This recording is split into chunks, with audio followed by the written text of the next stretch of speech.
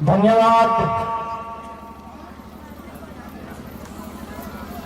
व्यासपीठ पर उपस्थित दादा परम पूज्य शेषरावजी महाराज एमना उत्तराधिकारी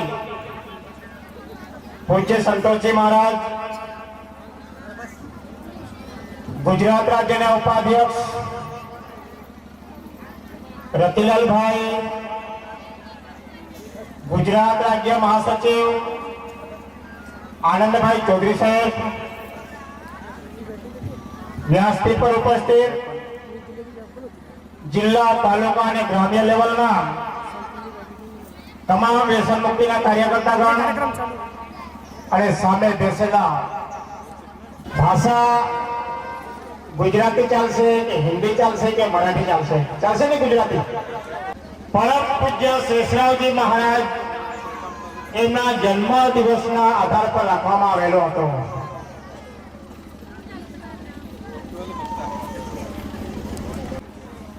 એટલો સમય તમે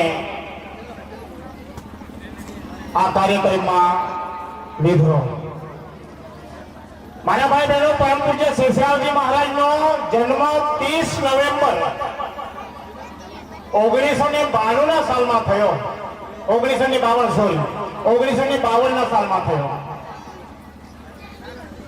મહારાષ્ટ્ર રાજ્યના બુલઢાણા જિલ્લાના શેરપુર ગામે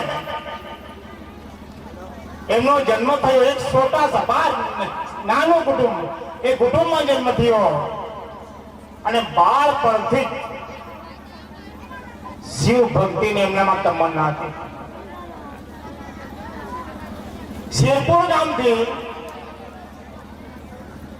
17 કિલોમીટર બુલઢાણા જિલ્લા એ ભણવા માટે ચાલતા હતા। રોજે રોજ 34 કિલોમીટર આવવા જવાનું થાય ને બાળપણથી એનો 12 સાયન્સ કર્યું અને એટલામાં મિલિટરીની ભરતી આવી। પરમ પૂજ્ય શેષરાવજી મહારાજ એ ભરતીની અંદર ગયા। બધા કરતા છેલ્લે ગયા અને પેલા જે સાહેબો હતા એ કહેતા હતા કે ભાઈ હવે સમય પૂરો થઈ ગયો છે એટલે તમે પાછા જાઓ। ત્યારે મહારાજે એવો જવાબ આપ્યો કે હું પણ જનતાની સેવા કરવા માટે વિચારું છું, મને અંદર જવા દો। એમ કરીને કીધું એટલે પેલા અધિકારીએ અંદર જવા દીધું ને બાબા જ્યારે પહેલી ફ્લોરમાં એ ભરતી ટ્રેનિંગમાં ગયા, પહેલી જ વાર એ મિલિટરીની અંદર પાસ થઈ ગયા અને જ્યારે મિલિટરીની ભરતી થઈ ત્યારે એને આસામમાં ભરતી કરી દીધી। આસામમાં 7 વર્ષ કાઢ્યા, પછી એની બદલી થઈ કાશ્મીરની અંદર। કાશ્મીરની અંદર ભરતી થઈ અને ત્યારે બાબાને દારૂની લત લાગી ગઈ અને મિલિટરીની સેવા કરતા કરતા એ એટલો દારૂની અંદર ધૂંધ થઈ ગયો કે એને દારૂ વગર ચેન જ નથી પડતું એવી પરિસ્થિતિમાં આવી ગયો। અને ત્યારે કાશ્મીરની અંદર એક ઘોર જંગલની અંદર એક જૂનું શિવ મંદિર પડેલું હતું। એ મંદિર બનાવવાનું બાબાએ દારૂ પીને કામ ચાલુ કર્યું। જંગલમાં એક એવો સમય આવી ગયો અને એ મંદિર પાસે એક સાધુ ઉભો થઈ ગયો અને સાધુએ એમ બાબાને કીધું કે બાબા તમે આ બધું શું કરો? તમે તો દારૂની લથમાં છો। ત્યારે તે વખતે પરમ પૂજ્ય શેષરાવજી મહારાજે પેલા સાધુને એમ કીધું, હું મારું કામ કરું ભાઈ, બાબા તમે તમારું કામ કરો, તો મને કહેવામાં તમને કોઈ ફાયદો નથી। ત્યારે કાશ્મીરની અંદર પેલા સાધુએ ત્યાં બાબાને કીધું, આજે તમે સામાન્ય માણસ છે, ભવિષ્યની અંદર તમે એક મહામાનવ તરીકે ઓળખાવો। આમ કહીને પેલો સાધુ અદ્રશ્ય થઈ ગયો। આપણને ખબર પડી ગઈ કે મારે જીવવા કરતા તો મરી જવા સારું છે, જેમ કે હું દારૂમાં મારો સંસાર બરબાદ થઈ ગયો, મારું પૂરું ગામ પરેશાન થઈ ગયું। એમ કરીને જયારે બાબા મરવા નીકળ્યા, શેરપુરથી મન્નાથજી મહારાજની મંદિર પાસે જયારે મરવા ફાંસો ખાવા ગયા, તે વખત બાબા શિવલિંગ પર માથું નમાવીને બાબા મહારાજને એમ કહે, હે ભોલેનાથ, મેં કોઈને તપ જપ કોઈ દિવસ કર્યું નથી। અને મેં જનતાની સેવા કરી છે.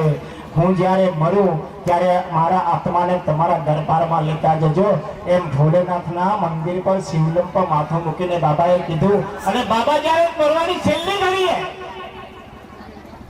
દોરડું ગળામાં નાખે ત્યાં કૈલાસમાંથી શિવ અને પાર્વતીના દર્શન થયા. અને શિવ પ્રભુએ કીધું તમે મરો છો કેમ? ત્યારે પરમ પૂજ્ય શેષરાવજી મહારાજે એમ કીધું ભોલેનાથે, હે ભોલેનાથ, મારાથી કાંઈ ના થયું, મારાથી ગામ બરબાદ થઈ ગયું, પરિવાર વિખાઈ ગયો, હવે મરવા સિવાય મને બીજો કોઈ રસ્તો નથી અને હું મરવા માંગુ છું. એમ કરીને બાબાએ કીધું ત્યારે ભોલેનાથે એમ કીધું કે મહારાજ તમે માંગો, જે માંગો હું આપવા તૈયાર છું.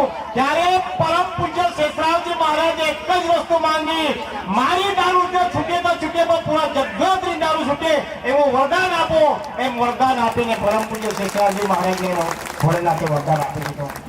મારા ભાઈ બહેનો, ત્યારથી માંડીને આજ સુધી આપણા દક્ષિણમાં વાપીથી તાપી લગીન આદિવાસી પૂરા પટ્ટામાં હજારો નહીં લાખોની સંખ્યા દારૂ છોડીને આજે સુખી જીવન જીવતા છે. આજે પૂજ્ય સંતોષજી મહારાજ આપણી વચ્ચે બેઠા છે. દમણની 5-6 ગાડી શિરપુર જવા નીકળેલી છે. રોજ ને રોજ આ વ્યસન મુક્તિના કાર્યક્રમ, દારૂ છોડાવવાના કાર્યક્રમ આપણી વચ્ચે હાજર હોય. અને મારી જીવનની એ કહેવું છે કે તમે દારૂ છોડી અને સુખી જીવન જીવો. આ કળિયુગ છે, કળિયુગના ભલું થાય. કળિયુગની અંદર આપણે જેટલા ચેતવું એટલું સારું પડશે. મારા ભાઈ બહેનો, મારા 2 શબ્દ તમે પ્રેમથી સાંભળ્યા એ બદલ હું અભિનંદન આપું છું. ધન્યવાદ. ઓમ નમઃ શિવાય. તો ખૂબ